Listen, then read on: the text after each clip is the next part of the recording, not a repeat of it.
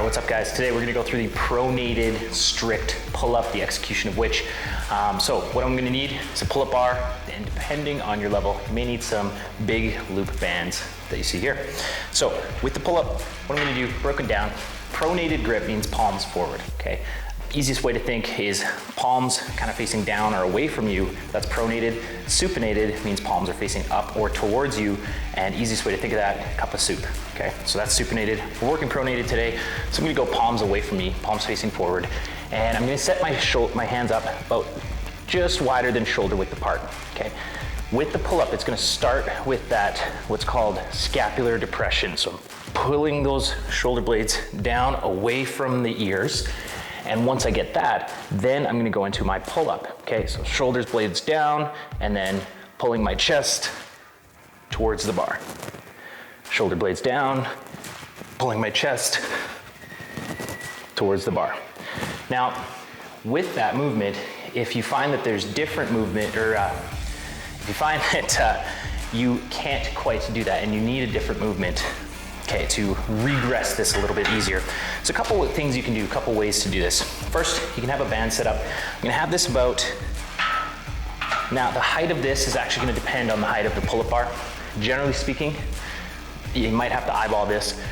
The pull-up bar and the band, the distance of that should be similar to the distance between your collarbone and your feet.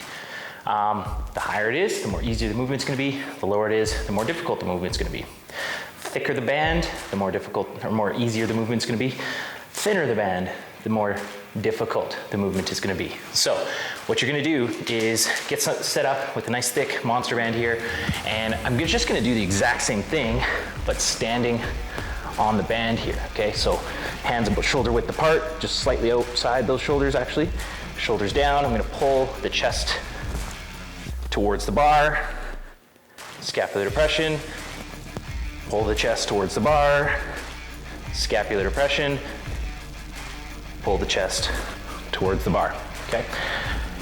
If you don't have a setup like so, another option you can do is you can place, I'll actually grab a barbell here.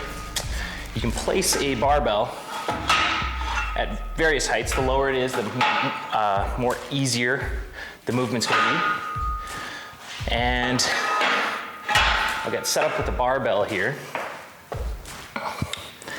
Now, quick safety point with this barbell is I want to be leaning back against the post. I don't want to be leaning this way because then the barbell could go flying off. But what I'm gonna do, place my hands just outside shoulder width, feet on the ground, knees bent, same thing, okay?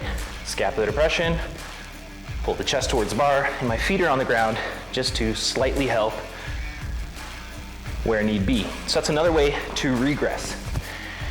What you want to do is gradually progress this, so make this higher and higher to the point where maybe now you're at the point using a band.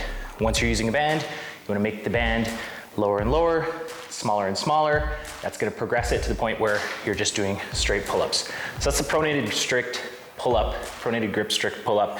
Broken down, various different options.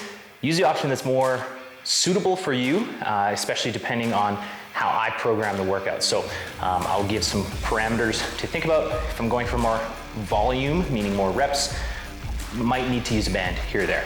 If you're going for less volume and more strength power development, using the hardest option, you are capable of executing with as good a form as you can with great technique. So that's pronated strict pull-up.